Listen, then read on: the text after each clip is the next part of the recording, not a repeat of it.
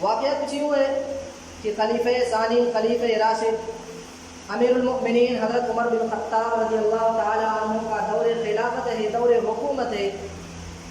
حضرت مغیرہ بن شعبہ رضی اللہ تعالی عنہ کے ایک غلام جس کا نام تھا ابو لؤلؤ فیروز، جو مذہباً جو نسلاً مجوسی تھا، اور مجوسی سے کہتے ہیں جو آگ کی پرستش کیا کرے، جو آگ کے سامنے اپنا سر ٹیکے، جو آگ کی پوجا کرے۔ ایک مرتبہ یہ حضرت امیر المؤمنین عمر بن خطاب رضی اللہ تعالی عنہ کے پاس آیا اور کہا، امیر المؤمنین، میرا مالک مغیرہ بن شعبہ اس نے مجھ سے یہ عہد کر رکھا ہے کہ میں روزانہ اس کو اتنے درہم یا اتنے دینار کما کر کے دیا کروں۔ آپ ایسا کریں کہ میرے مالک سے میری تنخواہ جو وہ اجرت مجھ سے لیتا ہے کچھ کم کرا دیں۔ حضرت عمر بن خطاب رضی اللہ تعالیٰ نے پوچھا تم کام کیا کرتے ہو؟ اس نے بتایا یہ کام کرتا ہوں۔ حضرت عمر بن خطاب رضی اللہ تعالیٰ نے فرمایا کہ تمہارا جو کام ہے اس حساب سے تمہاری اجرت کچھ زیادہ تو نہیں، لیکن پھر بھی انہوں نے سوچ لیا کہ میں تمہارے مالک سے بات کر کے کچھ کم کرا دوں گا۔ حضرت عمر بن خطاب رضی اللہ تعالیٰ عنہ کی جب یہ بات اس نے سنی کہ تمہارا جو کام ہے اس حساب سے تمہاری اجرت کچھ زیادہ نہیں، تو اس نے حضرت عمر بن خطاب رضی اللہ تعالیٰ عنہ کو شہید کرنے کا منصوبہ اور پلان بنا لیا۔ چونکہ وہ کام کیا کرتا تھا خنجر بنانے کا، اس نے سوچ لیا کہ اے امیر المؤمنین، میں آپ کو خنجر سے شہید کر دوں گا۔ وہ گھر گیا اور ایک ایسا خنجر بنایا جو دو دھاری تھا، جو دو طرفہ دھاری دار تھا۔ یعنی عموماً خنجر جیسے چھری ہوتی ہے، چھری کو آپ سبھی نے دیکھا ہوگا، چاقو کو سبھی نے دیکھا ہوگا، چھری میں صرف اور صرف ایک طرف دھار ہوتی ہے، چاقو میں صرف اور صرف ایک طرف دھار ہوتی ہے۔ یعنی اگر یہ چاقو ہے، اس کو چاقو مان لیا جائے تو اس کے ایک طرف دھار ہوتی ہے، دوسری طرف دھار نہیں ہوتی۔ لیکن اس نے ایک ایسا خنجر بنایا جس کے دونوں طرف ادھر بھی دھار تھی، ادھر بھی دھار تھی، اور دھار بھی انتہائی خطرناک۔ اس نے اس خنجر کو زہر میں ڈبو دیا اور مسلسل یہ کام کرتا رہا، یعنی مسلسل خنجر کو زہر میں بجھاتا رہا۔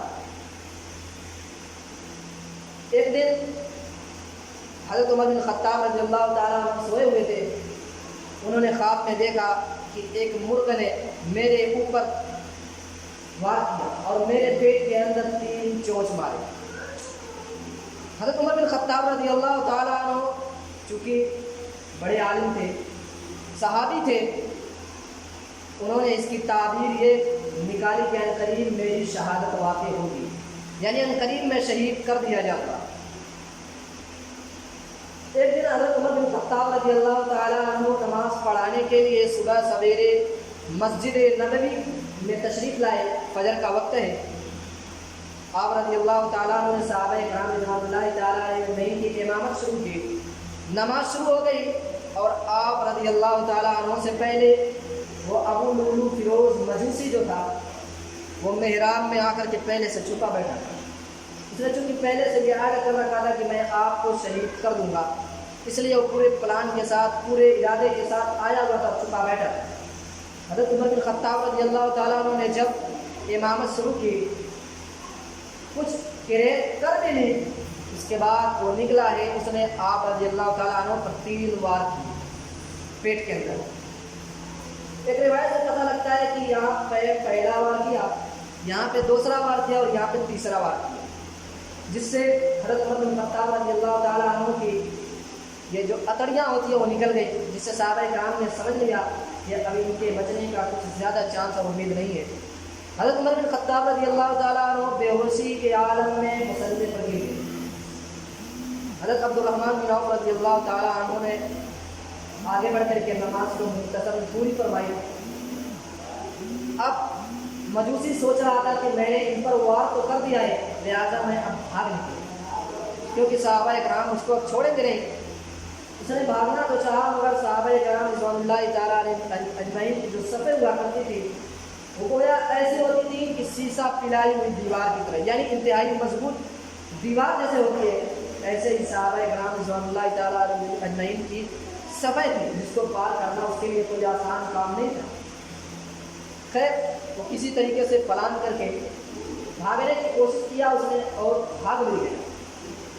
صحابہ اکرام نے اس کا تعاقب کیا, اس کا پیچھا کیا اور اس کو پکڑ بھی لیا.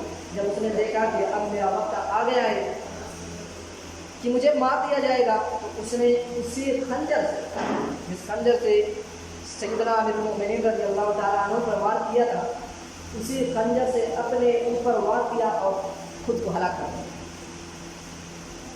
یہ ایک واقعہ ہے. اس کے بعد حضرت عمر بن خطاب رضی اللہ تعالیٰ عنہ تقریباً 3-4 روز تک اسی مصیبت میں, اسی درد میں برقرار رہے اور ان کی شہادت یکم محرم الحرام ہو گئی.